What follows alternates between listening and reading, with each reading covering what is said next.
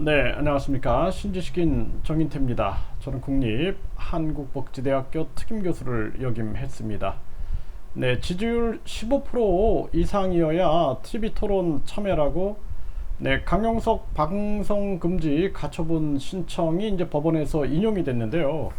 원래는 TV 토론에 나가기 위해서 5%죠, 5%. 그런데 강용석 후보를 못 나오게 하려고 15%로 이렇게 올린 거예요.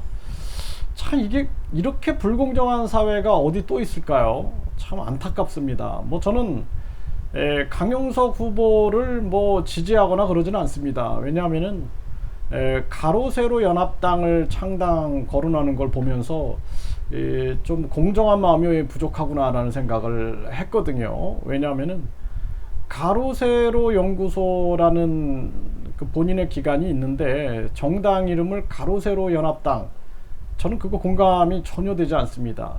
뭐 삼성 이재용 회장이 출마한다고 당 이름을 삼성당이라고 한다 그러면 그 공감이 되겠습니까? 그 마치 삼성 홍보하려고 나온 것밖에는 안 되지 않느냐.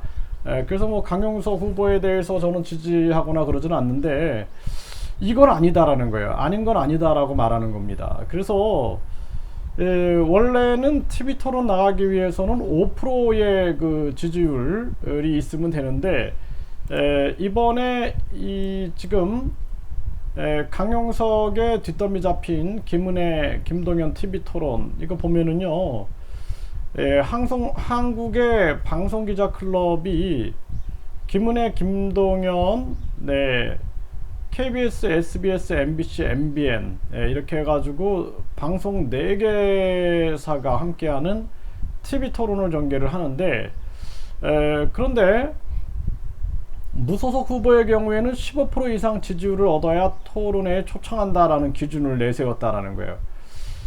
이런 일이 어떻게 있을 수가 있을까요? 참 저는 이 우리나라 방송과 이 기자들의 이 수준이 이거밖에 안 되는가, 안타까운 생각을 금할 수가 없습니다.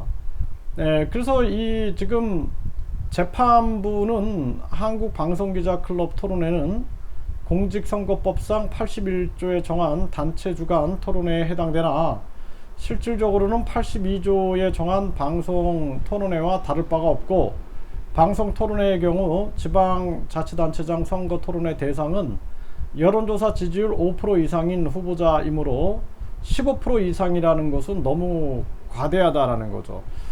그래서 나는 이런 생각을 합니다. 이게 사실상 이 김은혜나 김동연 이 사람들도 참 불공정한 사람들이다라는 생각을 해요.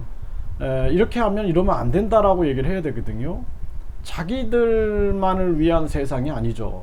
그래서 이 거대 양당, 이 김동연이라는 사람도 처음에는 뭐 아래로부터의 반란을 일으키겠다 그래가지고 많은 그 서민층의 호응을 받았죠. 근데 결국에는 이제 민주당에 가가지고 줄을 섰고, 이 사람은 이제 국힘당 소속으로 보여지는데, 뭐 저는 이런 사람들 별로 관심이 없습니다. 네, 그런데 참 나쁜 사람들이다라는 생각을 해요. 왜냐하면은 이렇게 만약에 이러한 토론회가 전개된다 그러면은 이건 아닙니다라고 얘기할 수 있어야 되거든요. 이건 아닙니다.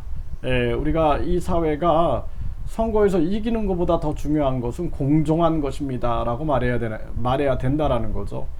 그래서 어떻게 15%를 정할 수 있습니까? 이건 안 됩니다라고 해야 되는데 그렇지 않다라는 거죠.